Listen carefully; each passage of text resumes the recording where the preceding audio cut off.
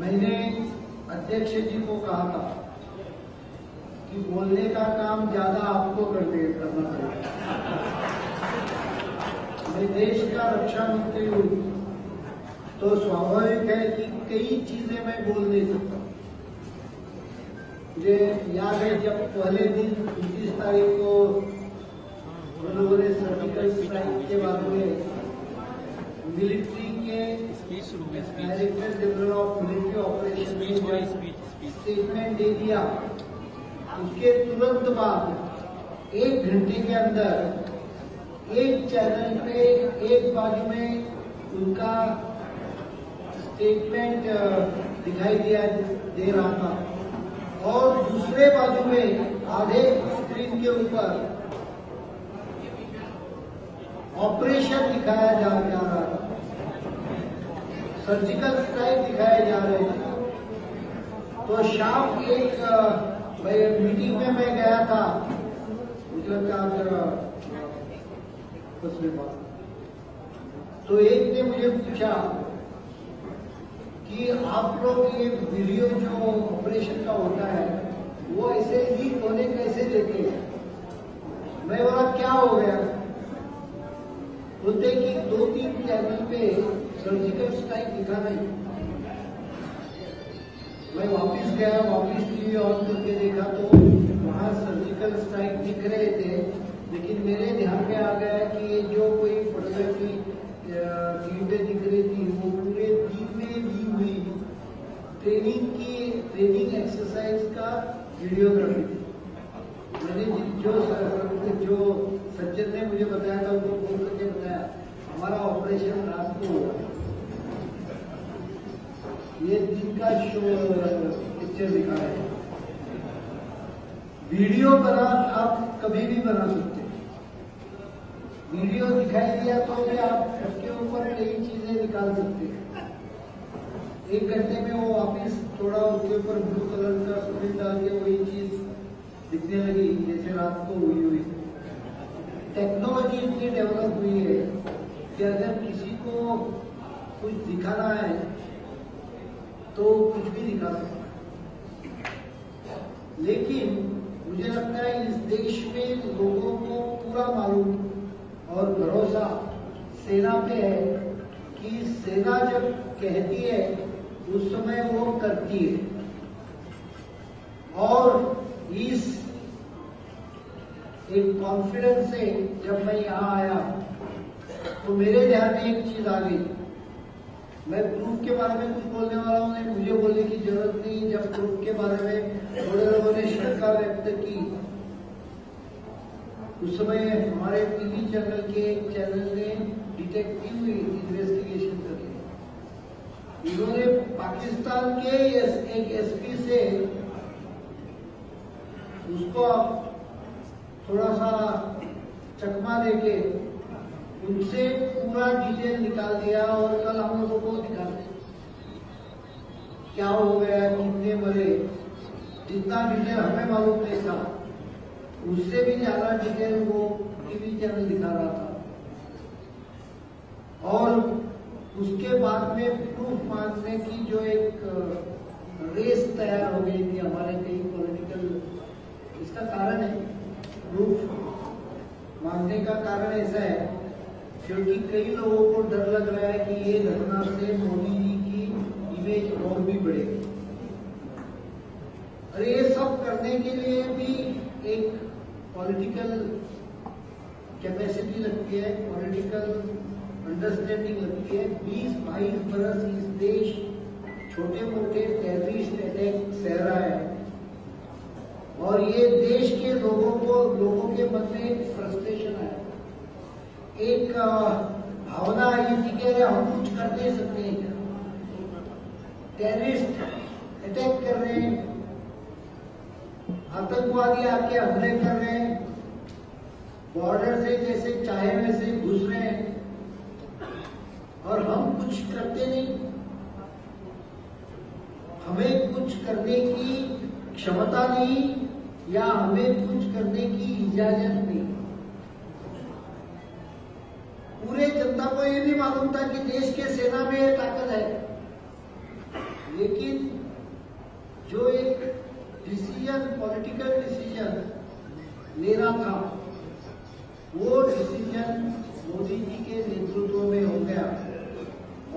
Surgical strike के बाद में पूरा देश का माइंडसेट बदल गया, मूड बदल गया। मैं देख रहा हूँ, मुझे कई ईमेल आते हैं, एक्स सर्विसमैन से आते हैं, डॉक्टर से आते हैं। एक डॉक्टर ने तो मुझे कहा कि मुझे बॉर्डर पे जाना है तो जाऊंगा, चाहे मुझे केवल बैंडेज करने का काम पड़े। मैं डॉक्टर हूँ, सर्जन हूँ। एक घंटा ईमेल ऐसा है कि मुझे केवल आप बॉर्डर पे जाने की इजाजत दे दो, मैं वो साइड पे चला जाऊंगा। बाद में मेरा क्या होता है वो आप चिंता मत कीजिए, मैं वहां बराबर देखूंगा।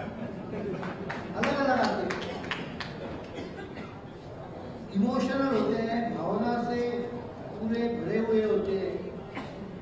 उन्हें जवाब भी देते देते मुझे थोड़ी हिचकिचाहट होती है, क्योंकि मैं कुछ जवाब दे दूं और वो उसके ऊपर कुछ कर ले।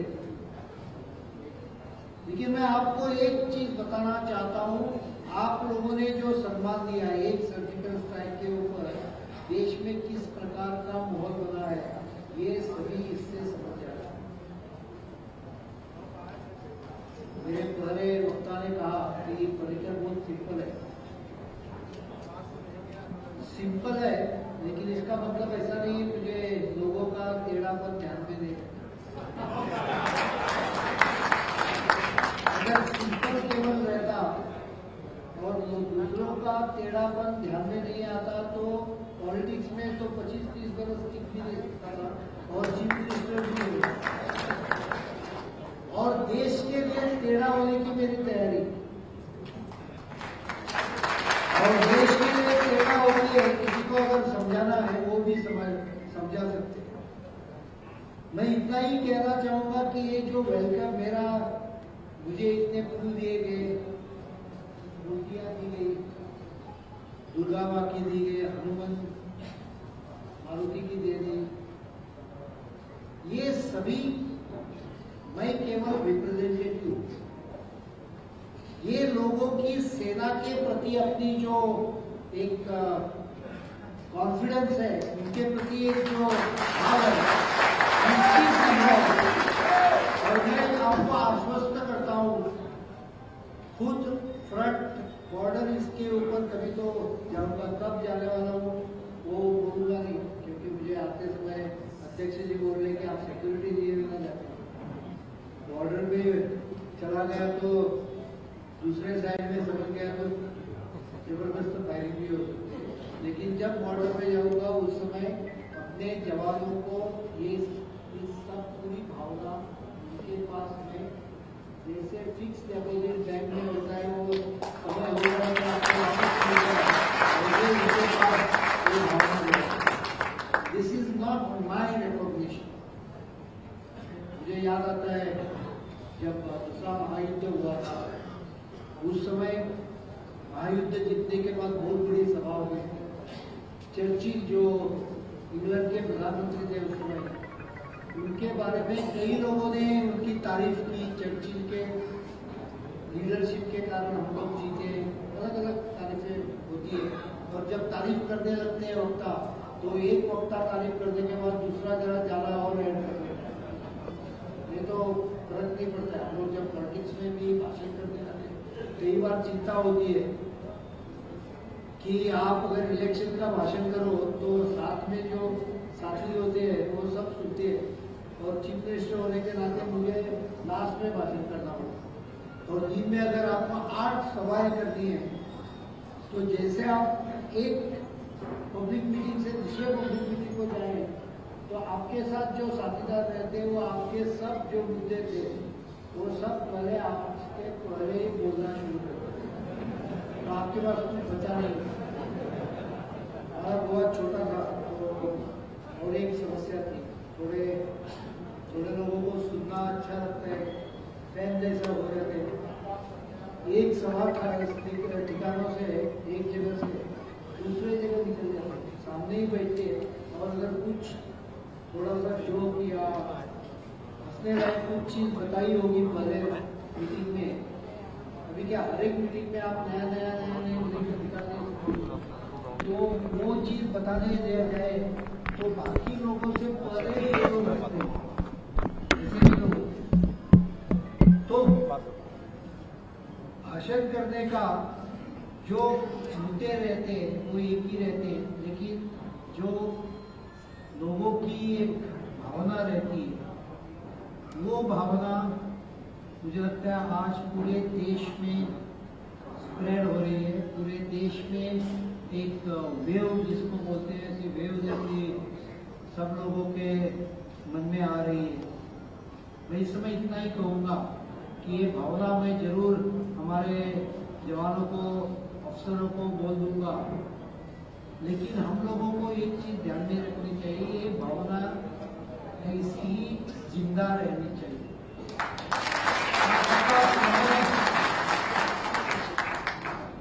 ऐसा समय है जैसा कोई लड़का एसएससी एग्जामिनेशन को बैठे और हर बरस फेल होते जाए। हमारे पिछले गवर्नमेंट फेल होते गए और अभी एकदम फर्स्ट क्लास आ गए मोदी जी। तो लोगों को जो माँ पिताजी को जो आनंद होता है वैसा लोगों को आनंद हुआ। लेकिन ये भावना ध्यान में रखनी चाहिए, हमारे सेना के जवानों के प्रति यही भावना गांव में भी रहनी चाहिए। 6-6 महीना, 1-1 बरस अपने घरों से दूर जब जवान रहते हैं तो उनकी अपेक्षा रहती है कि अपने गांव के लोग, अपने मोहल्ले के लोग अपने फैमिली की थोड़ी बहुत चिंता करें।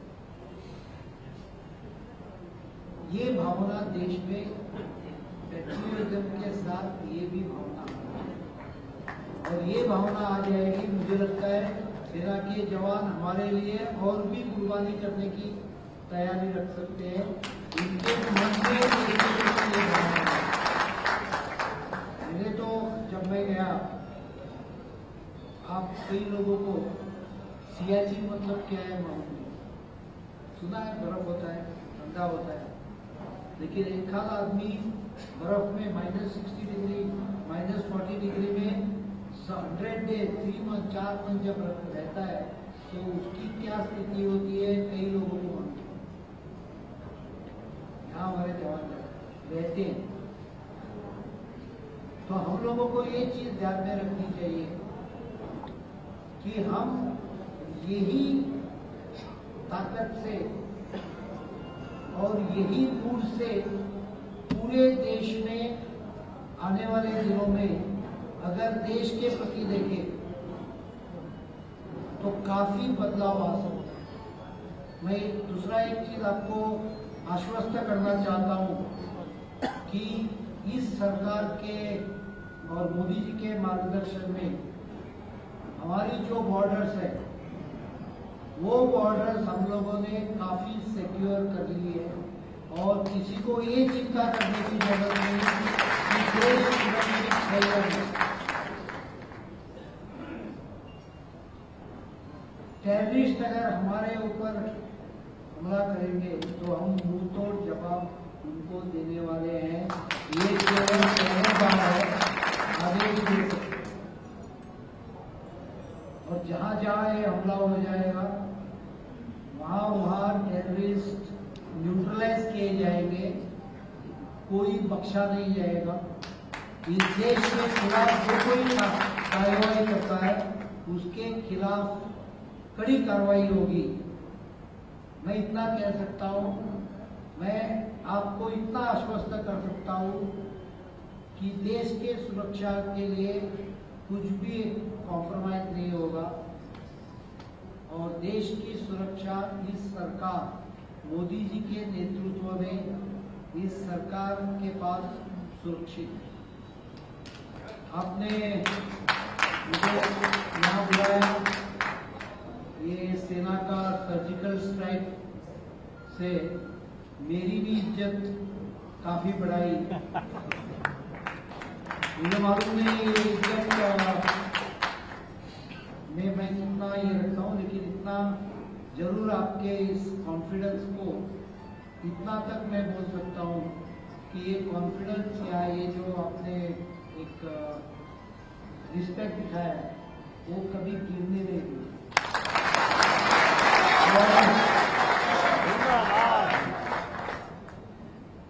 एक और चीज बताता हूँ, जवानों को मैंने बताया था कि आप शहादत बहुत बड़ी चीज, उरी में हमारे जवान शहीद हो गए हैं, मैं उनके प्रति संवेदनशील हूँ। देश की जनता है, मेरे पास कितने चेक्स आ रहे हैं, एक अकाउंट हम लोगों ने, लोगों से हमें रिक्वेस्ट आता था, लोग हमें बोलते थे कि आप ऐसा एक अकाउंट करो कि जहां हम पैसे दे सके। सरकार देती है, लेकिन सरकार देती है हमें मालूम है, लेकिन हमें देना है, हम कैसा दे दें, इसके लिए अकाउंट खोला है। सरकार कम देती है इसके लिए नहीं खोला है, लेकिन आप हमें बता दें कि हम मुझे जो देना है वो मैं कहाँ दे दूं। तो हम लोगों ने अकाउंट खोला, उसमें बहुत पैसा जमा हो रहा है। शहादत बड़ी चीज है, लेकिन पहले बार इस सरकार ने, मैंने हमारे जवानों से एक चीज कही कि we respect those who sacrifice their life for the country, but we should start thinking about sacrificing enemy's life for the country. मतलब खुद शहीद होने से उसको न्यूट्रलाइज करो, उससे देश को ज्यादा फायदा आ जाए। मतलब शहीद होने से आपकी इज्जत, मैं आपको इज्जत देता हूँ, रिस्पेक्ट देता हूँ, लेकिन देश को ज्यादा फायदा will be there if you kill our enemy. और ये क्लियर डायरेक्शन हमारे जवानों को है। तो मुझे उम्मीद है कि आने वाले दिनों में ऐसी बहादुरी से हमारे जवान देश की सुरक्षा करने में सफल हो जाएंगे।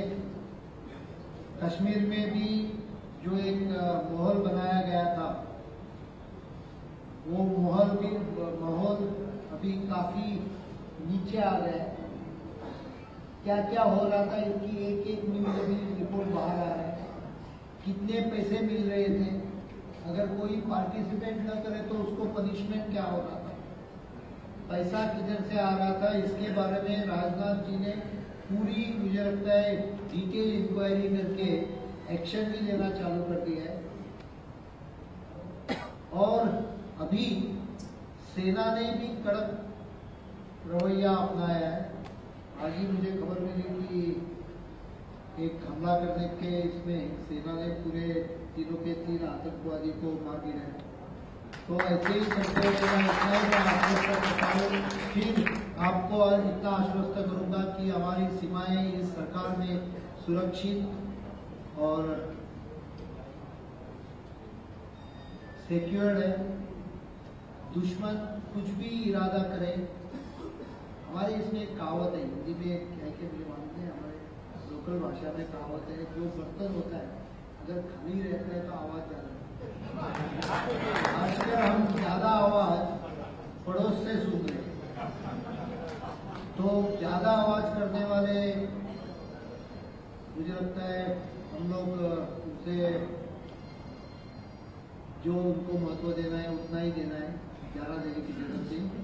सबने आपने ये मुझे अवसर दिया यहाँ के आपके सामने 4 शब्द कहूँ। मुझे थोड़ा दुख है कि मुझे हर एक शब्द जज करके बोलना पड़ता है। एक शब्द अगर थोड़ा गलत हो गया तो उसके ऊपर ही अगला 4 घंटे का प्रोग्राम चलते रहेगा। इसके लिए पूरी बात नहीं कह पाता, लेकिन मौर्य जी ने काफी कही है। आज इतना ही बस, शुक्रिया, थैंक यू।